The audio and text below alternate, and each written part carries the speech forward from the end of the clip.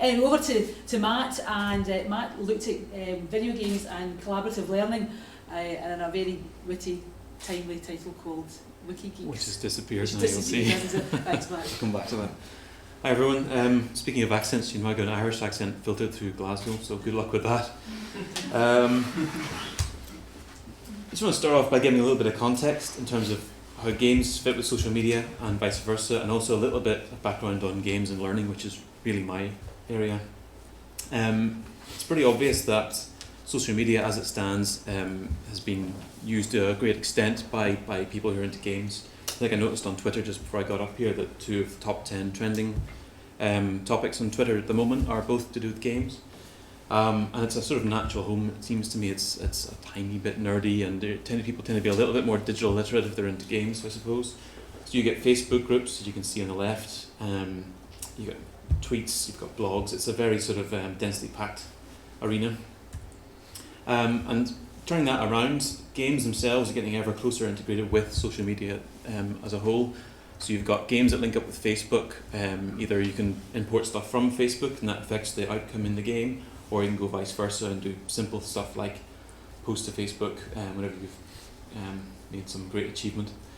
And also, of course, you've got games like Farmville and Words with Friends and all the millions of games we have on phones that are sort of quite social in their basis.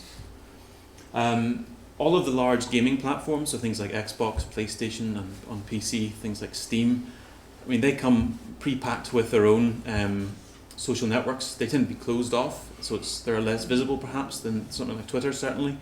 But they are there. I'll come back to those in a moment. What I've got here is a little this is sort of the future, it's sort of also the now. I mentioned that game systems tend to have their own inbuilt sort of social media networks. And on the right, what you can see there is, that's what you get if you switch on the Wii U, which is the current Nintendo machine that came out about a year ago. And the first thing you see when you turn it on is their own little closed social network called Miiverse. And it's people you know or people you don't know just milling around, talking about games and leaving little pictures and things like that. But it's their own little curated social network. Luckily for Nintendo, the Wii U's been a bit of a disaster because I don't see how that would scale up. They're through a combination of manual hands-on labour and some filtering, every single post to that kid-friendly network is being moderated. Now, if that was as big as, say, the Wii was, or even something like Xbox 360, I don't know how that would be manageable, but fair play to them for trying. On the left, what you can see there is the controller for the forthcoming PlayStation 4, which is fine. It looks very much like a lot of controllers have for the last sort of couple of decades, but you probably can't see it, but the very top left there, here, I'm very nervous about Jenna mentioning weight issues and this because I'm not moving again. The controller itself has got a physical share button on it, and this is going to come out probably in November, but there's going to be a hardware way of sharing what you're doing in the game straight to a social network. Now the details are a little bit iffy because it's not out yet, but that's the most significant evolution of that controller, apart from maybe the touchpad thing in the middle. But in 15, 20 years, I think it's interesting that that's the biggest change that's happened to the Sony PlayStation controller, is the introduction of basically a social network button. Just to sort of tie this very loosely to games and learning, I'm not going to go into this in any great detail, but I'm sure as many of you know, there's quite a lot of discussion and research into using video games for educational purposes. So you've got everything from games that are made for educational purposes, which can often be a bit rubbish, but also can be quite good, through to the use of commercial games in education, which is roughly where I'm at. And this is just a little, if anyone remembers this episode from The Simpsons, it's over 20 years old. It's a way to make you feel old. But this was The Simpsons 20 years ago, getting at sort of picking fun at a very real problem with games developed for education, the sort of so-called edutainment, which is a very sort of 90s term. Someone from the 90s giggling. And the idea was in this that they got this a lot of money to spend, I think it was, on a sort of virtual reality learning game, and Lisa was fantasizing that it would be, she get to hang out with Genghis Khan and learn from him from the horse's mouth, as it were. And obviously that's rubbish. Moving on to sort of using more commercial games, there are a lot of writers, and I've got a little bit of research crush on Kurt Squire over at Wisconsin, I know. he sees games, because they're quite complex systems, he sees them as an opportunity to teach people quite complicated things regardless of the content of the game. So even though he used the game, I'm sure many of you know about, called Civilization, to teach what in America I think is called social history, a social history class. And basically he got all the people who had failed repeatedly put into this one class. The principal had basically given up on themselves. Video games, sure, what the hell, go for it. They're going to fail anyway. And what happened with this was, and I am getting to a point about social media probably, what happened here was that the students really engaged with it. They enjoyed, they didn't see it as learning as such, but they started to recognise the game was quite complex as a system, and they started to identify quite interesting things like bias in the game. They started asking questions like, well, why don't the Americans always win? This was in America. Or, you know, things like that. But who says who says the Chinese are good at building walls? Things like that. They're identifying bias. They were asking questions, which sort of critical thinking that the principal of the school had written off these the students as being capable of doing. So the point is that these games can be quite complex, even though they can seem sort of childlike and infantile on the outside. There are quite complex things happening inside them, and that leads to a sort of explosion of wikis online that are devoted entirely to games. You tend to get a wiki that's devoted to a particular game. Often for a popular game you get competing wikis devoted to a particular game. And in many ways over the last few years they've become a sort of the go-to place for help on playing the game. So it could be quite basic stuff, that, you know, stats that people have meticulously sort of reverse engineered from a game, sort of how strong a particular weapon is or something, or it could be more complex things like strategies for getting past a particular point, in which case they might capture some video, add some annotation to it, that kind of stuff. And as I say at the bottom here, the best examples of these wikis are quite impressive as pieces of work. They're quite structured, they have multiple routes through information, they use appropriate media, so video, images, text, and there's always a lively discussion. As you can imagine, games tend to generate quite a lot of discussion online. And to me, that's quite impressive. Those are quite good qualities that we'd probably like to see in academic and research sort of online resources as well. Which led me to this terribly named project, which Anna's already alluded to. At the time, the WikiLeaks thing was big in the headlines. Anyway. So I was interested in sort of checking out getting to know these people who were contributing to these gaming wikis, because they just seem so rich and detailed, and I think it's already been mentioned today that in some cases in academia and in research and in cultural heritage, we have these examples of social media that kind of just die on their arse. They're dead. You know, there's nothing happening, and that's more damaging than anything else. So, but these are extremely vibrant and well done. They're not sloppy. So I wanted to sort of talk to people who were engaging in creating these wikis. And I've got a couple of examples, because I know to people who don't play games, this can seem pretty trivial. But I just wanted to give a couple of examples of just how much effort went into these wikis. Dwarf Fortress is a game that I don't play. I don't think I'm smart enough to play it. It's baffling. And this this screenshot here it's just created by two guys. I think they're brothers. They rely on donations for it to actually happen. And the whole GUI, the whole interface through ASCII characters like that, that's as pretty as it gets. It's impenetrable. And the thing about that is that it's obviously spawned a very detailed wiki. And without the wiki, that game is impossible to play. It's an assumed part of the game.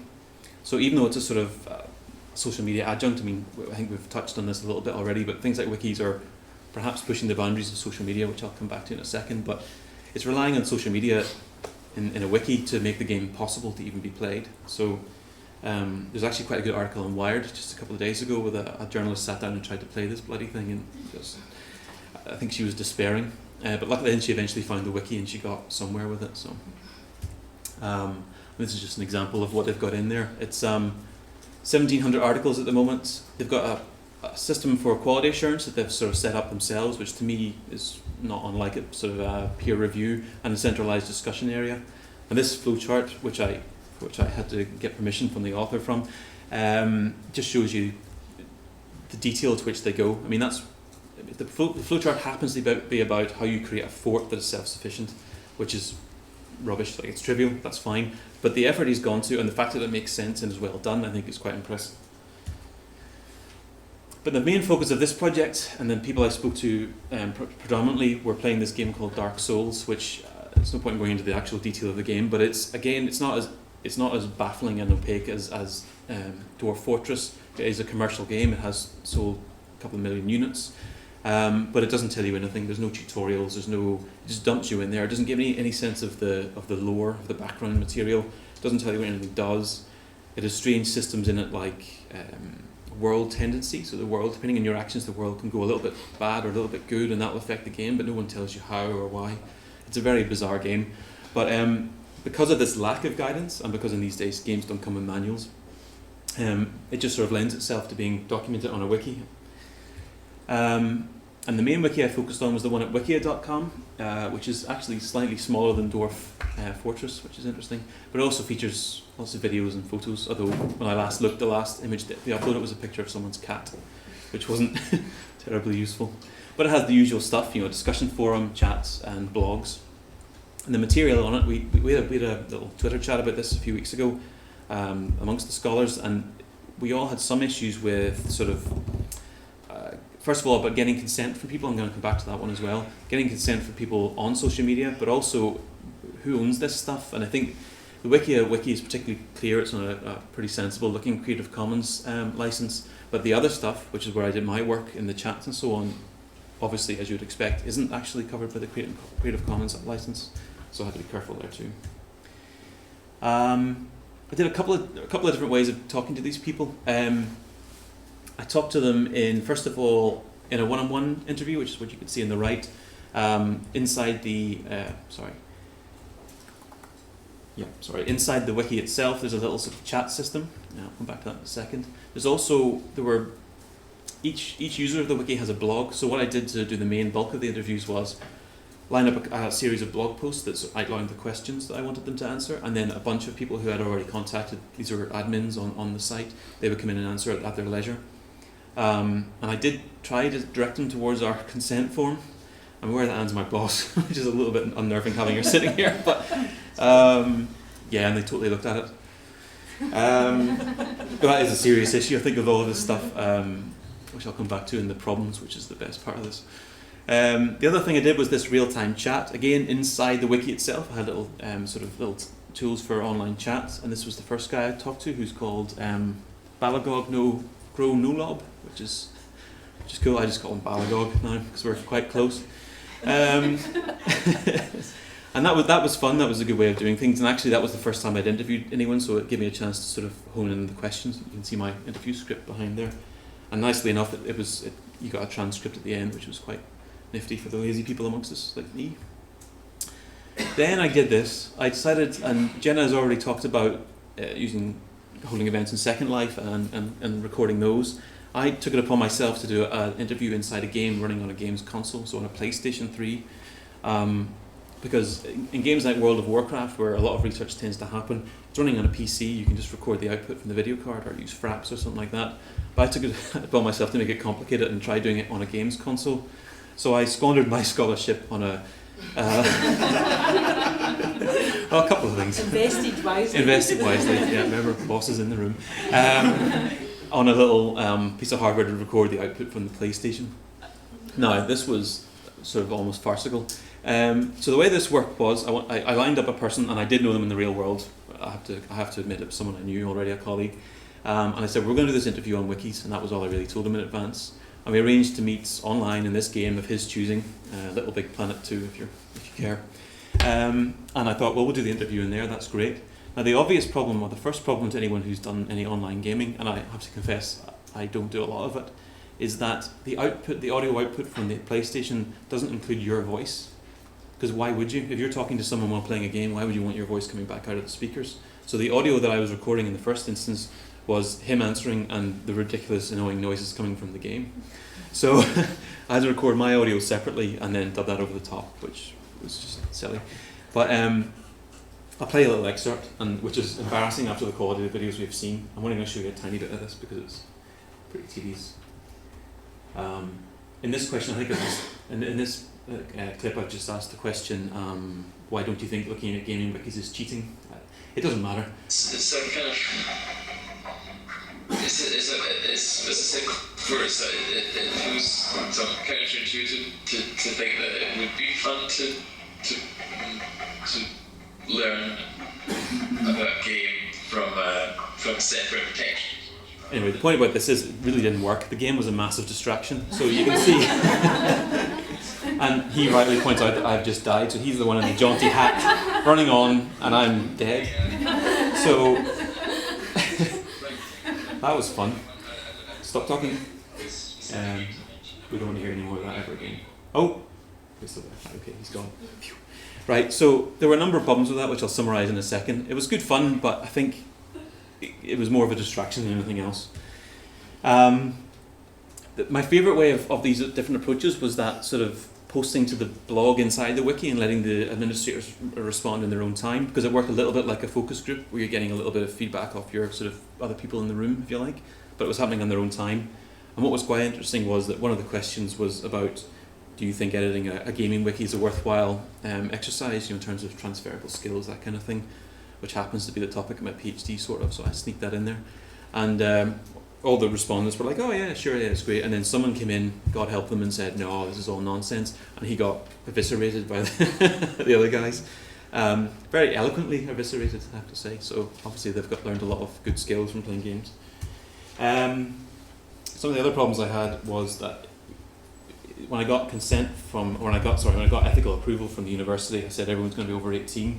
I think a lot of the scholars have encountered this problem. It's very hard to tell when you're dealing with people in games or in social media whether they really are over 18, and there's nothing to stop people, particularly in the blog sort of discussion. One of the people who came in and commented there was definitely at school, so that's fine, but it means I need to be careful about using I can't quote him, for example, in a paper or anything. I also had people just sort of fade away. I got quite lucky with one of the wikis. They were really active and into it, but I think this is across the board for social media and game research. Because they're not in the room with you, you can't say, right, they're not sort of obliged to hang around for a while and answer some questions. If they get bored, they can just switch off.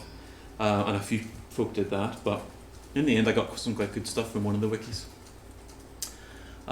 Yes, so as I said, on the consoles itself, so on the thing that sits under your TV, the games console, this interview stuff is a little bit tricky. Plus I was playing with a PlayStation controller with the game in a little window on the laptop and looked like a total idiot. And my wife came in and laughed at me, which kind of put me off my game a little bit.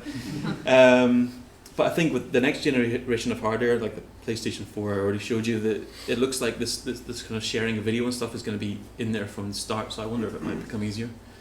The game didn't work too well.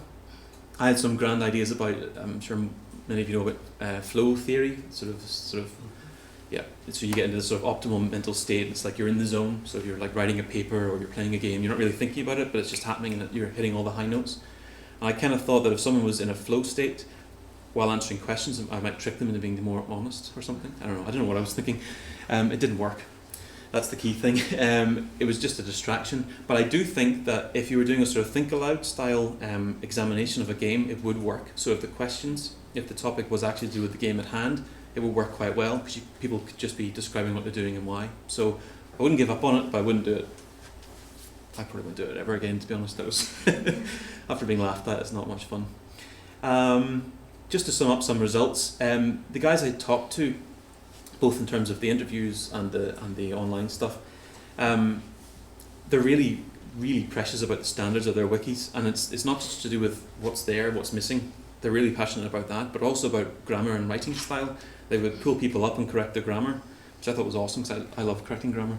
But I thought that was quite endearing, and what was the quality of the writing was really good. I mean, I've seen some terrible things online that sometimes are even pretending to be academic, but the writing style on these more mature gaming wikis was easily the equal of something that might be considered part of a research project, for example. As I said, I think I got lucky with some of the guys at a particular wiki. Some people disappeared, even though I was sitting around waiting for someone to Skype me, for example, and they didn't show up. And the last sort of thing I want to talk about a little bit, because it interested me, was what motivates these people. I mean, why are they doing all of this? And as I'm sure most of you are aware, broadly there are maybe two types of motivation, you would say, intrinsic and extrinsic. The motivation that I found when I was interviewing these people was intrinsic, for contributing all this time and effort to these wikis, because they love the game, essentially, and they love giving back to the sort of community. And there was no monetary rewards. You could maybe argue they were getting some community kudos or something, which might be considered an extrinsic reward, but I mean, that's pushing it. to be honest, most of them were going, haha, that's really good, you did that, and then moving on, you know, because the vast majority of people on these wikis are users, they're consumers, they're not actually contributing.